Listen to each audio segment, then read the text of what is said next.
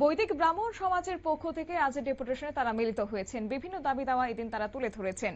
পাশাপাশি কমলপুর নগর পঞ্চায়েতের চেয়ারম্যানের নিকট একটি ডেপুটেশন প্রদান করা হয়। কমলপুর প্রেস ক্লাবে সাংবাদিক সম্মেলনেরও আয়োজন করা হয়েছে এদিন।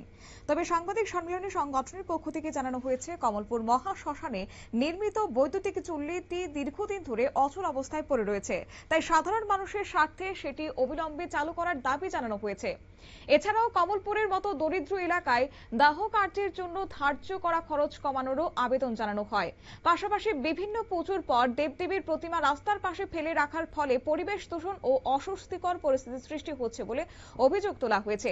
এই সমস্যা সমাধানে নগর পঞ্চায়েতের উদ্যোগে বাড়িগুলির মধ্যে প্রতিমাগুলি নদীতে বিসর্জনের ব্যবস্থা করার জন্য বৈদিক ব্রাহ্মণ সমাজের পক্ষ থেকে ডেপুটেশন প্রদান করা হয়েছে। কি বললেন এদিন কমিটির সভাপতি মানিক ভট্টাচার্য, শুনুন।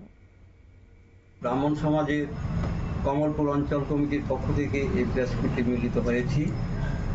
এই প্রেস মিটের উদ্দেশ্য হলো, আজকে আমরা কমলপুর নগর পঞ্চায়েতের চেয়ারপারসনের কাছে কয়েকটি দাবি নিয়ে আমরা একটা ডেপুটেশন প্রদান করব।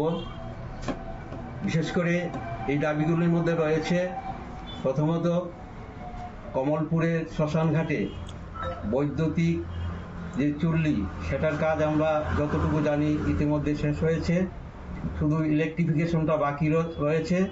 কাজেই আমাদের আবেদন থাকবে যাতে অতি সত্বর এই ইলেকট্রিফিকেশনের ব্যাপারটা সমাধান করে অতি দ্রুত যাতে চালু করা হয়।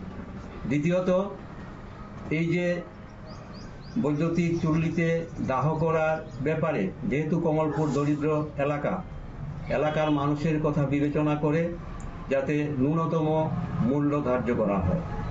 এবং আরেকটি দাবি রয়েছে, যেমন কমলপুরের বিভিন্ন স্থানে অনেক গাছের তলে, বট গাছের তলে, বেল গাছের তলে অনেক মূর্তি পূজা করার পর মানুষ এনে জমা করে, এগুলি ভগ্ন অবস্থায় রূপ বৃষ্টিতে ভিজে একটা খুবই বিশ্রী একটা পরিবেশ আমরা লক্ষ্য করছি।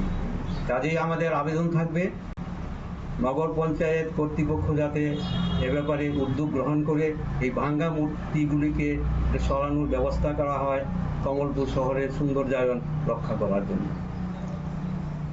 বিশেষ করে এই দাবিগুলি রয়েছে। আর আপনাদের কমিটি কি যে প্রতিমাগুলি রাস্তার পাশে পড়ে থাকে সেই প্রতিমাগুলিকে নগর পঞ্চায়েতের গাড়ির মাধ্যমে সেই প্রতিমাগুলি যেন বিসর্জনের ব্যবস্থা করা হয়, সে দাবি তারা তুলেছেন। সংগঠনের পক্ষ থেকে আরও জানানো হয়েছে, আগামী 19 জুন কমলেশ্বরী মন্দিরে এক গণ উপনয়ন অনুষ্ঠানের আয়োজন করা হবে। একই সঙ্গে প্রায় 50 জন মানুষের মধ্যে বস্ত্র বিতরণ কর্মসূচিও গ্রহণ করা হয়েছে। সাংবাদিক সম্মেলনে উপস্থিত ছিলেন বৈদিক ব্রাহ্মণ সমাজের কমলপুর অঞ্চল সভাপতি মানিক ভট্টাচার্য, প্রণব চক্রবর্তী, অপূর্ব ভট্টাচার্য সহ অন্যান্য সদস্যরা। এদিন বৈদিক ব্রাহ্মণ সমাজের কমলপুর অঞ্চল কমিটির নতুন কমিটিও গঠন করা হয়েছে। নতুন কমিটিতে সভাপতি হিসেবে নির্বাচিত হয়েছেন মানিক ভট্টাচার্য, সম্পাদক হিসেবে বিশ্বজিৎ চক্রবর্তী এবং কোষাধ্যক্ষ হিসেবে দায়িত্ব পেয়েছেন প্রণব চক্রবর্তীর। যে কমিটি আগামী দিনে সংগঠনের দায়িত্ব পালন করবে। নিয়ে নিচ্ছি ছোট্ট একটি বিজ্ঞাপন বিরতি, সঙ্গে থাকুন।